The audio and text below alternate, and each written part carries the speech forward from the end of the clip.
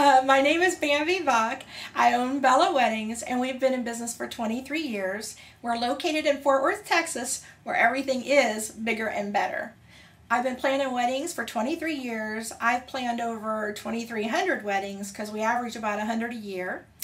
We got started in this business because when I married my husband, he said, "What do you want to do? If you could do anything in the world, what do you want to do?" And I have always wanted to do weddings and always wanted to have a catering company. So he asked me to go ahead and do a flyer and he would distribute it. And that's what he did. He distributed on doors in nice neighborhoods. And soon after that, our phone started ringing. And 3 years after that, we both left our full-time jobs and launched our company. I've gotten a lot of unusual requests for my brides. I think they all think I have one of these. I wished I did, but I don't. So when they ask me for some of these outrageous things, it's really a lot of hard work. I get lots of unusual requests for my brides, and I always come through.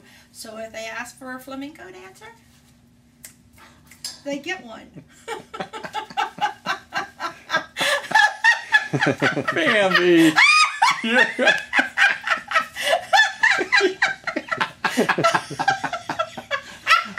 Take it back! Take it back!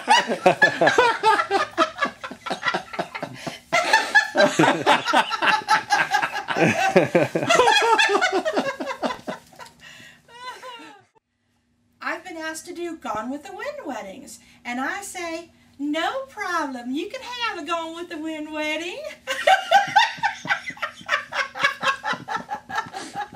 Give me them!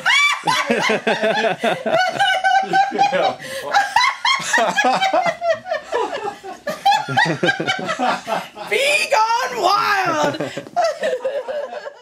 I did a really beautiful and unique Renaissance wedding, and every one of us was dressed in costume, all the staff. We wore beautiful umpire-styled gowns, velvet gowns. Our male staff wore leggings and velvet jackets. And as all the guests arrived, we had them announced by a caller. It was like, "Hear ye, hear ye! Lord Taylor has arrived with Lady Shatterly has arrived." So everyone got to come in and be called. We used not regular tables, we used wooden plank tables, and we put purple velvet runners down the center of those. We had silver compotes filled with grapes spilling over, huge rounds of cheese and breads on the tables for all the guests to enjoy. We had chalices filled with wine, and we had a beautiful lady that was a snake charmer, so she walked around with her snake around her, and all the food had to be eaten by with your hands. There were no utensils. So we had turkey legs, and we had potato skins and things like that that were fun to eat, but no one could use a fork or a spoon. And at the end of the night, our bride and groom got into an old horse and buggy, and that's how they left the event. So it was a really fun, and I think all the guests had a really great time.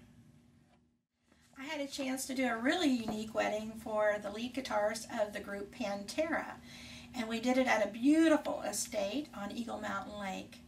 I got to hire 11 limos to bring all the guests in by limo because we were going to have a security problem because they were very, very popular at the time. And we had a beautiful ceremony down looking out over Eagle Mountain Lake.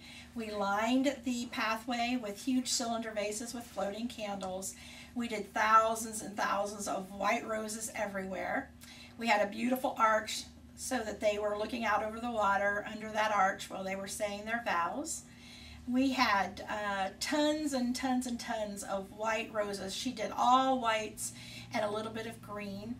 And we had a huge grapevine basket that we had made just for her cake, and we lined that grapevine handle with all kinds of roses and organza, and then we put her cake under there, and we put that out on the veranda.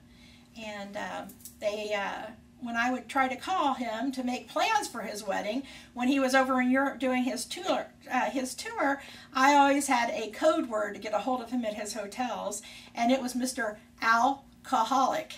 May I speak to Mr. Alcoholic, please?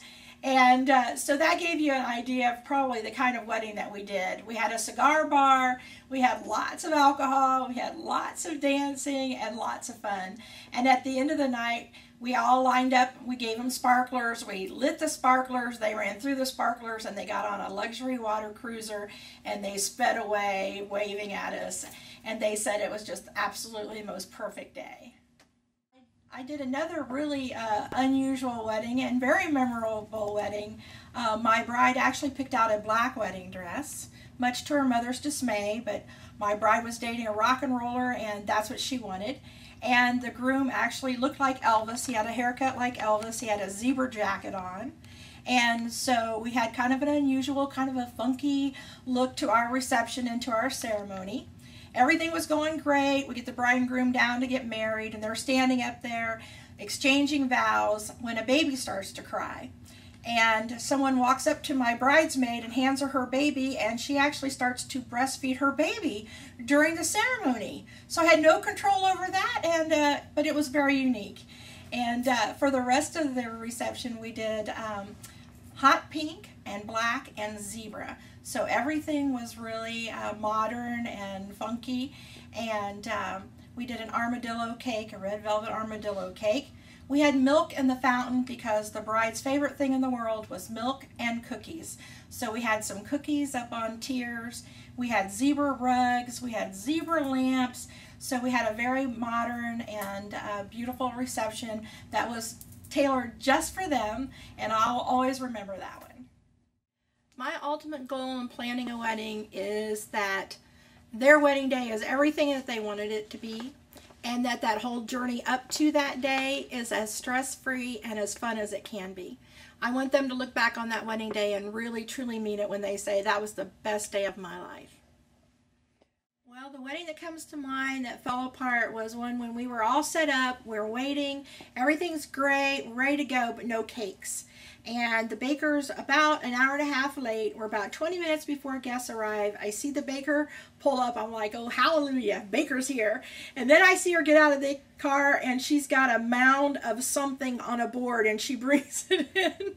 And I said, what's that? And she says, the groom's cake. I'm like, what happened to the groom's cake? And she said, somebody stopped in front of me, and I hit the brakes. And I'm like, oh my gosh, do you have a pastry bag? And she goes, yes. So she goes back out and she gets out the wedding cake, and I see the wedding cake, and the whole back half of the wedding cake is gone. And she brings that in and she sets it down, and I'm like, oh, I hope you have 2 pastry bags. And she runs back out to the car. She gets in and she drove away. And I'm like, oh gosh, look at this.